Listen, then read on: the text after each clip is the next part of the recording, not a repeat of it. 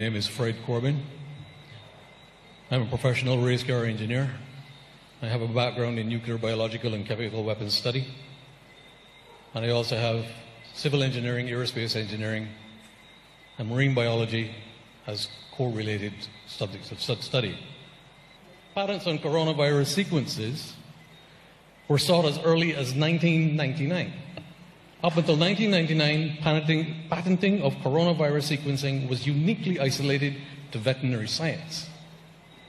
First vaccine patent for coronavirus was sought by Pfizer, and more specifically, the patenting of the S-spike protein, the same thing we've allegedly only just discovered. First patent application was filed January 28, 2000, 21 years ago. There is nothing new about this. And in support of that, we have this document. This is the evidence supporting that. This is the evidence which shows that that SARS is no naturally evolved virus. It's not a naturally evolved virus. No one has ever produced a safe and effective vaccine against a coronavirus. It has never been done. And it never will be done, simply because it's not possible. Therefore, I go on and I quote, the co-receptor dependent phagocytic general method of action, for those who don't understand that, okay, this is science talk, okay? I'm following the science now, so bear with me. General method of action for infectivity and pathogenicity, in other words, this is what makes it so deadly, okay, of SARS-CoV-2 appears to be specifically related to cumulative charge resulting from inserts placed on the surface of the spike receptor binding domain. What does that tell you? This is a lab-engineered phenomenon. And how do we know that? We can back up that simply because we have a document produced and very kindly submitted to us by our friends in the CCP Intelligence Service, who gave us this document where it says 2 mutations were critical for bat-to-human transmission of Middle East respiratory syndrome coronavirus. This is where AstraZeneca and some of the other vaccine manufacturers get their vector from. It's just that there's one small problem, is that it outlines direct collusion between the Communist Chinese Party and those who were building it. We recognized HKU4 spike, aiming to build its capacity to mediate viral entry into human cells. To this end, we introduced 2 single mutations. We introduced 2 single mutations, not they, we. S76R and S76A into HKU4 spike.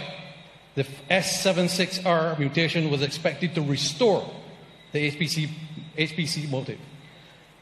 I go on and quote further. We produced retroviruses pseudotyped with HKU4 spike, referred to as HKU4 pseudoviruses, in human cells. Sir, I think I've given you a fair amount of time. No, I'm not done yet. Sir, Mr. Corbin. Mr. Corbin. I'm addressing Mr. the chief. Corbin. I'm addressing the doctor over here. Allow me to share with you one point. Yeah. We need you, as this is a town hall meeting where everyone wishes to participate, I understand. to come to a point where you give us a suggestion, an idea, or a proper question. I just want to address the doctor in the corner. What? Thank you, Thank you, Madam Prime Minister. I appreciate your help. I just want to address my lady doctor in the corner. We're going to have a drink over this, by the way. When I challenged you with regard to your ingredients of the Pfizer vaccine, I had good reason to do so, because I hold in my hands an internal document from Pfizer Laboratories, which was given to us by a very special person who we have contact with, called Reverse Engineering the Source Code of the BioNTech Pfizer SARS-CoV-2 vaccine. And this is very, very critical, because it outlines the chemical and the biological processes which were very, very carefully manipulated in order to be able to produce an mRNA that also contained a very, very dangerous toxin to the human body. Do you know what that toxin is? That toxin is called graphene oxide. And every single one of these vaccines in a 30-milligram shot contains 15 billion nanoparticles or lipid carrier particles within the mRNA sequence. 15 billion nanoparticles. And let me tell you how graphene oxide works when it gets into the body. Because when the spike protein then binds itself to our blood cells and so on, graphene oxide then starts to build a structure. And this is why we have people with blood clots and we have people with heart failure, sudden heart failure, and so on, because the graphene oxide is building structure. Mr. Corbyn, again. Mr. Corbyn, you're lecturing at the moment. I'm not lecturing. I'm you just are, bringing Mr. the facts. Corbyn. I'm educated. And we have... I'm educated.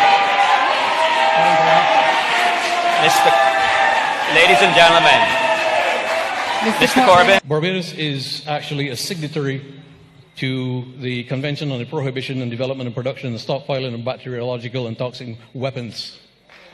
And we signed that treaty on the 16th of July 1976. However, the patent databases that we have accessed proves that COVID-19 and COVID-19 vaccines are in fact a bioweapon. And how do we support that? Because we have a copy of the mysteriously deleted Wuhan databases that tell us everything. Thank you very much. Thank you very much, Mr. Corbyn.